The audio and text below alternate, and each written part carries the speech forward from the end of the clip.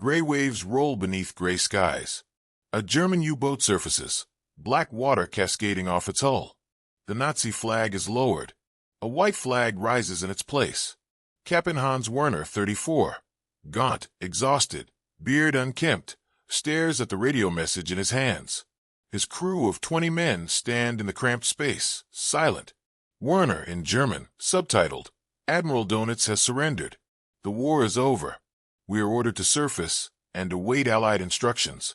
A young sailor, barely 18, begins to weep quietly. First officer, Schmidt, what happens to us now, Captain? Werner, we become prisoners. If we're lucky. An American escort carrier cuts through the Atlantic. Sailors line the rails, watching as the German U-boat approaches under escort. Captain Robert Henderson, 42, weathered and commanding, stands on the bridge wing with his executive officer, Commander James Riley, 38. Riley confirmed surrender, Captain. U-boat 1234. They're requesting permission to come alongside. Henderson granted. And Riley? Make sure the Marines are ready, but I want this done right. No roughness unless they start something. Riley, aye, aye, sir. Henderson, these boys have been at sea for months. Probably half-starved. Have the galley prepare extra rations. Riley, sir. Henderson, they're prisoners now, not enemies. There's a difference. The German crew climbs aboard under Marine guard. They're filthy, skeletal. Their uniforms salt-stained and torn. They move like ghosts. Werner is the last to board. He salutes Henderson stiffly. Werner, heavily accented English. Kapitän Hans Werner, surrendering you. 1234 and crew to your authority. Henderson, Captain Robert Henderson. Welcome aboard the Bogue, Captain Werner. You and your men will be treated according to the Geneva Convention. Werner looks surprised by the respectful tone. Werner, we are at your mercy, Captain. Henderson, you're under our protection now. There's a difference. The German sailors sit on benches, still under guard but no longer restrained. They stare around at the bright, clean American mess hall with wonder and fear. American sailors bring out trays of food. The Germans lean forward, expecting the bare minimum. Then they see what's on the plates. Hamburgers. Real beef hamburgers with buns. French fries. Fresh vegetables. Coffee. Real coffee, not ersatz. And on a separate table, steak. The Germans stare in disbelief. Werner, sitting with his officers, speaks quietly to his first officer in German. Werner, in German, subtitled, This must be for the Americans. They're going to bring us something else. But an American sailor, Seaman Roberts, 22, sets the trays directly in front of them. Roberts chows up, fellas. Eat hearty. The Germans don't move. They look at each other, then at the food, then at the Americans. Schmidt, in broken English, this for us? Roberts, who else? You guys look like you haven't eaten in a month. Young German sailor, in German, subtitled, Captain, is this a trick? Werner, in German, subtitled, I don't know. But if we're to be executed, they wouldn't waste food like this. He picks up the hamburger carefully, as if it might vanish. Takes a small bite. His eyes close. The other Germans follow. Within moments, they're eating ravenously, some crying as they eat. Henderson writes in his log. A knock at the door. Henderson enter. Riley steps in. Riley, sir, the German captain has requested to speak with you. Henderson, send him in. Werner enters, flanked by 2 Marines. He's been allowed to wash and been given clean clothes. American issue, but clean. He still looks gaunt but more human. Henderson to Marines, wait outside. The Marines hesitate. Henderson, CONT'd. He's not armed, and we're in the middle of the Atlantic. Where's he going to go? The Marines leave. Henderson gestures to a chair. Henderson, CONT'd, sit, Captain. Coffee. Werner, aye, yes. Thank you. Henderson pours 2 cups. Real coffee, rich and dark. Werner inhales the steam like it's sacred. Werner, CONT'd. Captain Henderson, I must ask, why? Henderson, why what? Werner, the food. The treatment. We are your enemies. We have sunk your ships, killed your men. For 3 years I hunted American vessels. I sent good men to the bottom of the ocean. Henderson is quiet for a moment. Henderson, you did your duty, as I did mine. The war is over. You lost. But that doesn't mean I have to treat you like animals. Werner in Germany. We were told Americans were soft, weak, that you would collapse under pressure. Henderson, how'd that work out? A ghost of a smile crosses Werner's face. Werner, not well, clearly. Henderson, Captain Werner, can I ask you something? Werner, of course. Henderson, did you believe in it? The cause you were fighting for? Werner looks into his coffee cup for a long time. Werner, I believed in Germany. In my duty. In my crew. The rest I tried not to think about too much. It was easier that way. Henderson, I imagine it was. Werner, may I ask you a question now? Henderson, shoot. Werner, before we ate, my men, they asked if we could have bread. Just bread. We expected scraps, water, bread if we were fortunate. Instead, you gave us hamburgers. Steak. Why? Henderson stands, walks to the porthole, looks out at the dark ocean. Henderson, my father fought in the last war. The Great War, we called it. Before this one made us at a number. He was captured by the Germans in 1918. Spent 6 months in a POW camp. He turns back to Werner.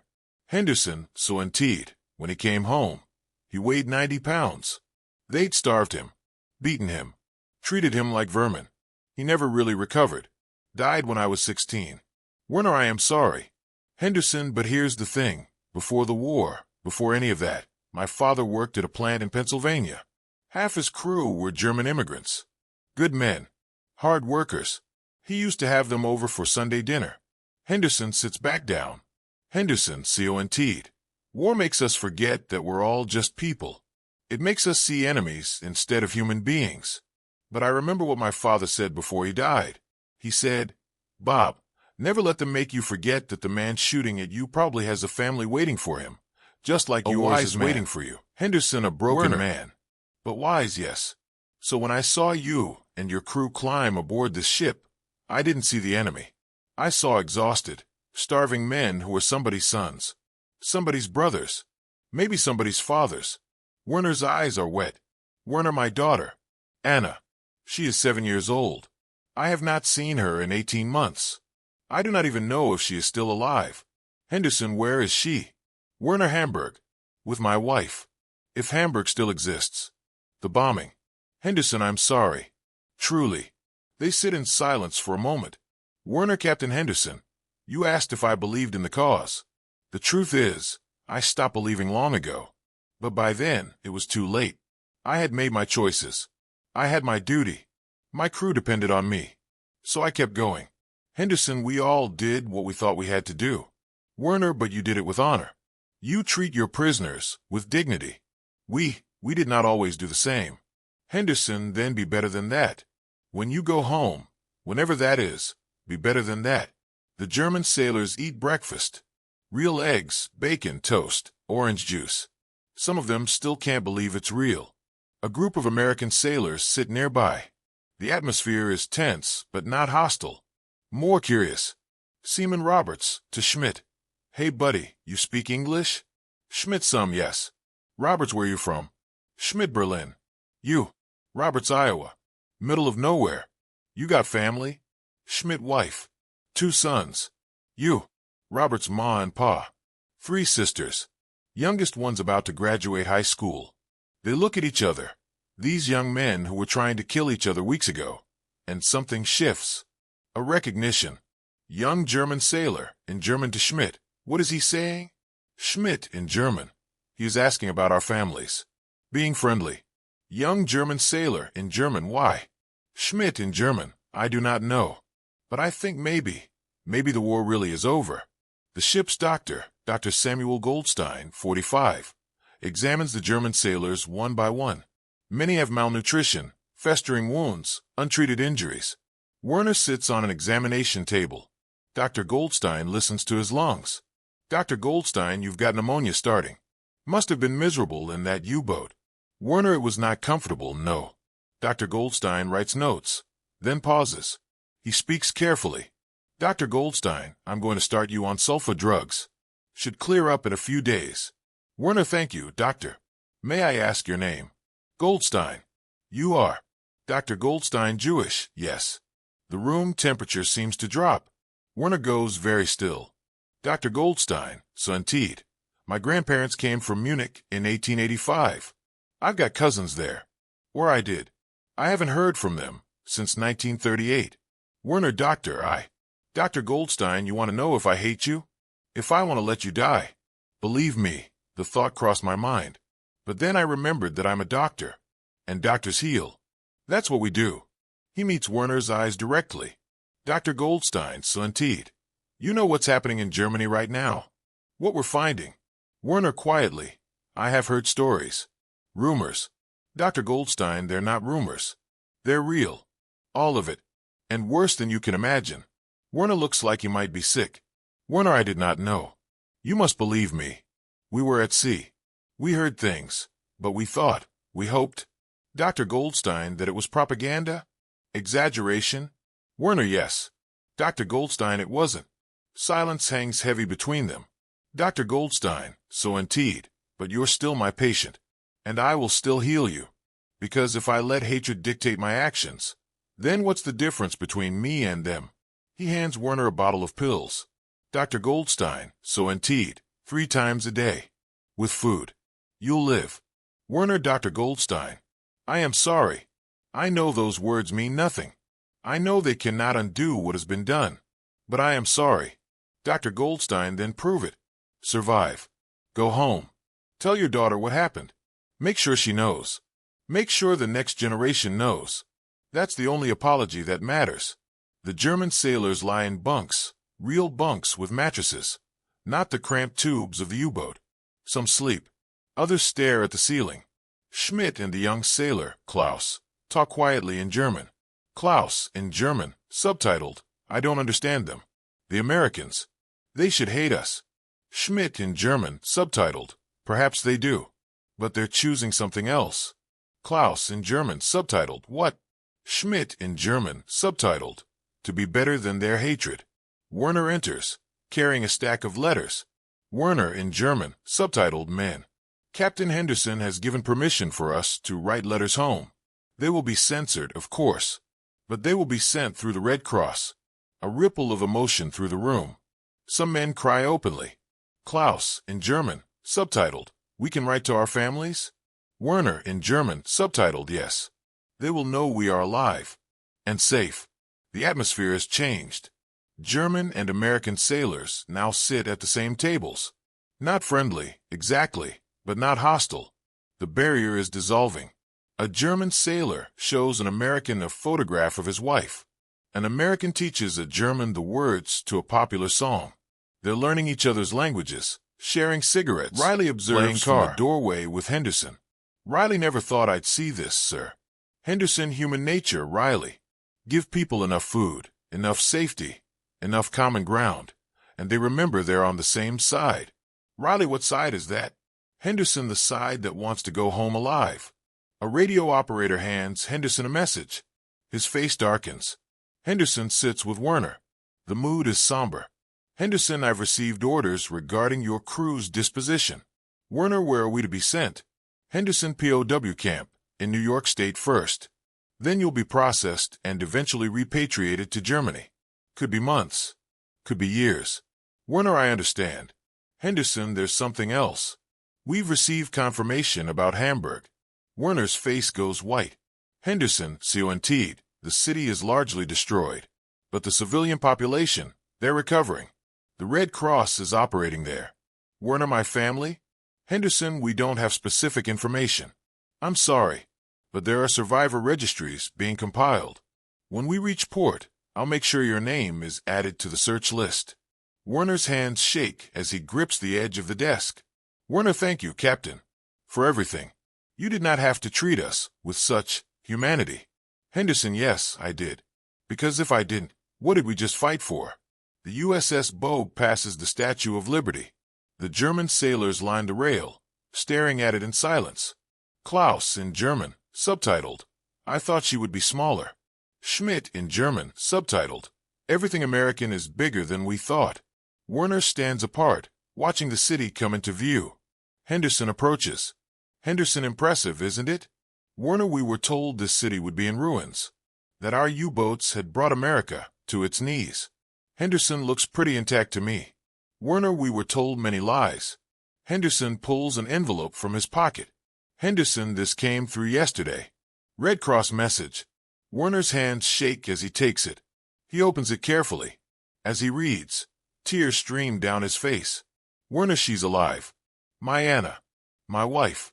They survived. They are in a refugee camp, but they are alive.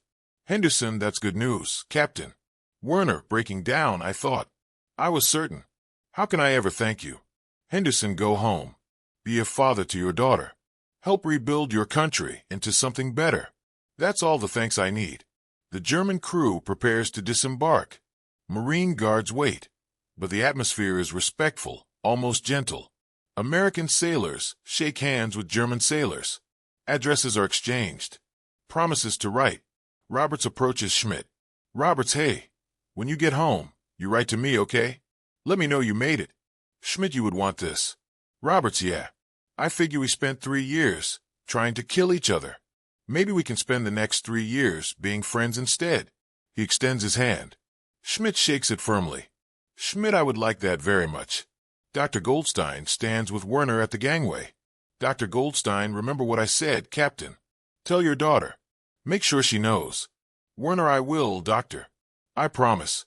And Doctor, what you did for me, for us. I will remember. Always. Dr. Goldstein, be well, Captain Werner. Henderson is the last to say goodbye. Werner salutes. Werner, Captain Henderson, you are a good man. In a time when there were not enough good men. Henderson, you're a good man too, Werner. You just forgot for a while. Don't forget again. They shake hands.